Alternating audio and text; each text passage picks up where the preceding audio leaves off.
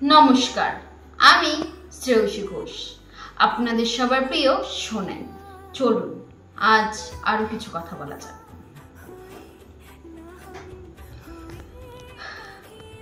প্রসঙ্গ যখন তোমাকে ভালোবাসার, তখন আমি সেরা। প্রসঙ্গ যখন তোমাকে চাওয়ার, প্রসঙ্গ যখন তোমাকে বুকের মাঝে আগলে রাখার, তখনও আমি সেরা। প্রসঙ্গ যখন তোমাকে ভালো রাখার, প্রসঙ্গ যখন তোমার সব স্বপ্ন পূরণ করার, তখনও আমি সেরা। আর প্রসঙ্গ যখন তোমাকে বুকের মাঝে সারা জীবনের মতো আগলে রাখার, তখনও আমি সেরা।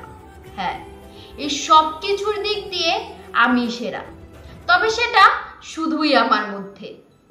আমি সেটাকে কখনো জোর করে তোমার বাধ্যবাধকতার মধ্যে চাপিয়ে দিতে চাইনি, বা চাপিয়ে দিও। আমার কাছে তো তুমি একটা অফুরন্ত ভালোবাসার সমাহার। আমার কাছে তো তুমি একটা সব চাওয়া পাওয়া, সব রকমের মান অভিমান, এই সব কিছুর বোঝার একটা জায়গা। আমার কাছে তুমি একটা সমুদ্রের মতো, যার কোনো শুরু নেই, যার কোনো শেষ নেই। শুধু আছে উতলে ওঠা আর সুনামি হয়ে তোমায় ভালোবাসা দিয়ে মুড়িয়ে দেওয়া।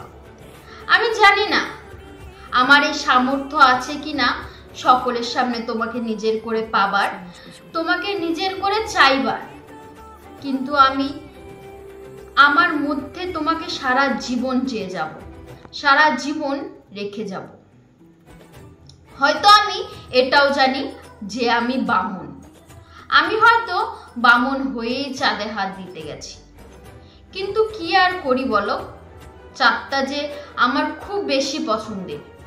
ওই আকাশের ওই চাঁদেরও একটু কলঙ্ক আছে, একটু দাগ আছে, কিন্তু বিশ্বাস করো তোমার মধ্যে ওইটুকুও নেই। তাই আমি তোমায় তোমার অজান্তেই এই পৃথিবীর সব থেকে বেশি ভালোবাসি। আর এইটা আমি আমার নিজের মধ্যে সারা জীবন রেখে দেব।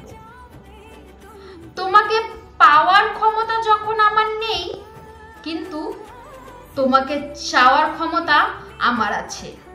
আর সেই চাওয়া আমার মধ্যে থেকে কেউ দূর করতে পারবে না, কেউ না, কেউ না। নমস্কার, ভালো থাকবেন, ভালো রাখবেন।